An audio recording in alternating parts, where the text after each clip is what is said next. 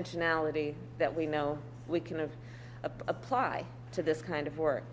The other is we will include proposals for how agencies can use existing authorities.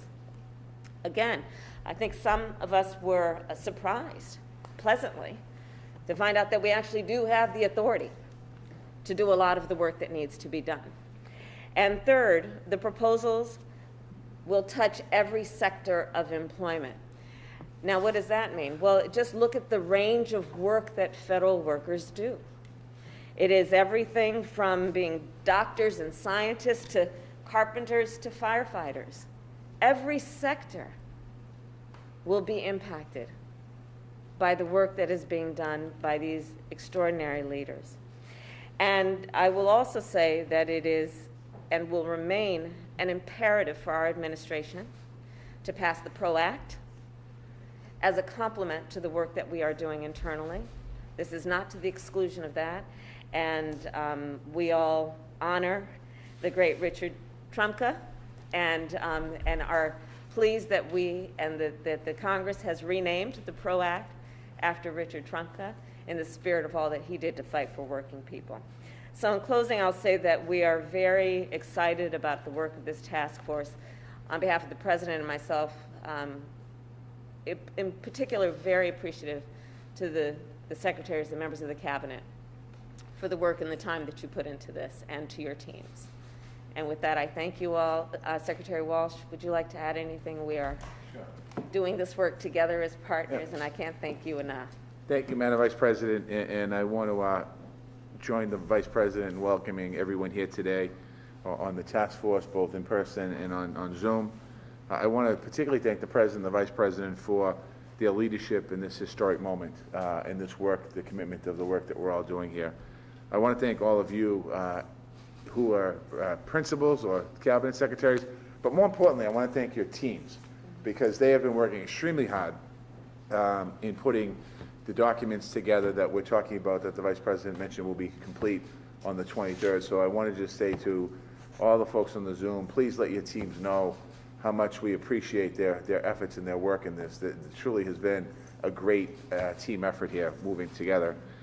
Every agency has a lot going on, certainly. Fighting the pandemic, rebuilding the economy, addressing climate change, advocating with Congress. We have a couple small pieces of legislation that we're trying to get through Congress, so we're working on that as well. And those are really complement pieces to all the work that we're doing, so we're excited about that.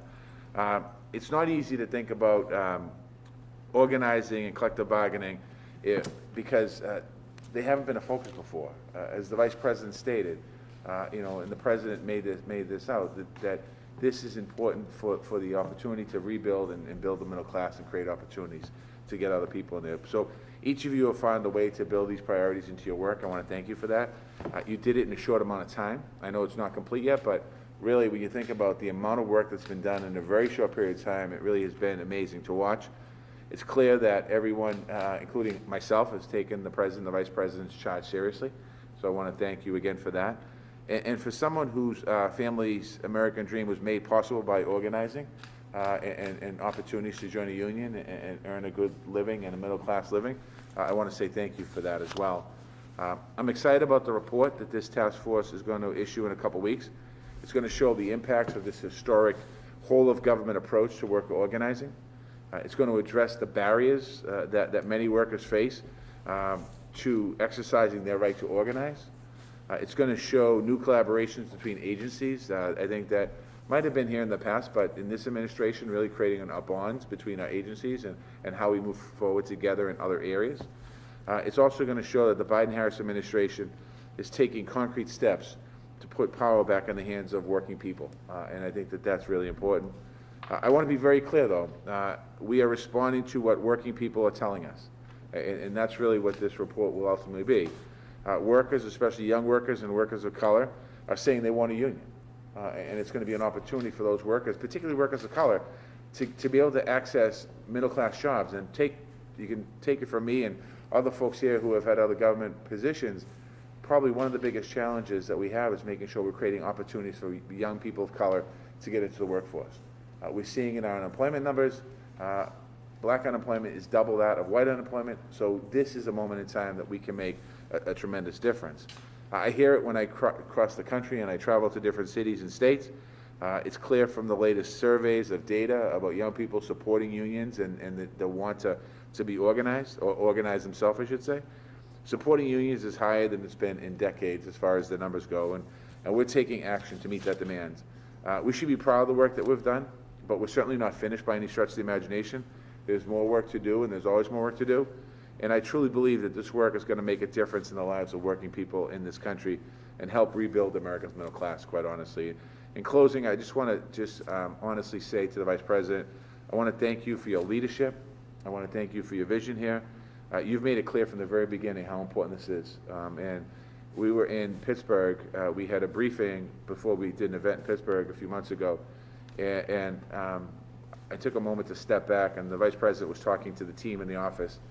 And her commitment and dedication to this work was just absolutely amazing. I knew at that moment that this was a real task force. This will be a real document. This will be real policy, and this will make a real difference in American people. So, Madam Vice President, I hope that we have met your expectations at this moment in this challenge. So thank you. Thank you, Secretary Walsh. And again, as a point of emphasis from all of us, to all of our teams that work with us every day, because we have spent a lot of time with the folks who are on the ground doing this work, and the work really has been extraordinary. So thank you all, and with that, we will begin our discussion. Vice President Harris, do you have a reaction to the agreement made on the debt ceiling? Thank you. Do you have a reaction to the agreement made on the debt ceiling? Thank you. We need to address the debt limit and do it as soon as possible. We need to pay our bills. This debt, without question, was accrued by members of both parties, including $8 trillion from the last administration, from the Trump administration. We need to pay our bills, so let's get it done as quickly as possible. Thank you, Paul. Thank you. We're going to begin. Thank you. Thank you.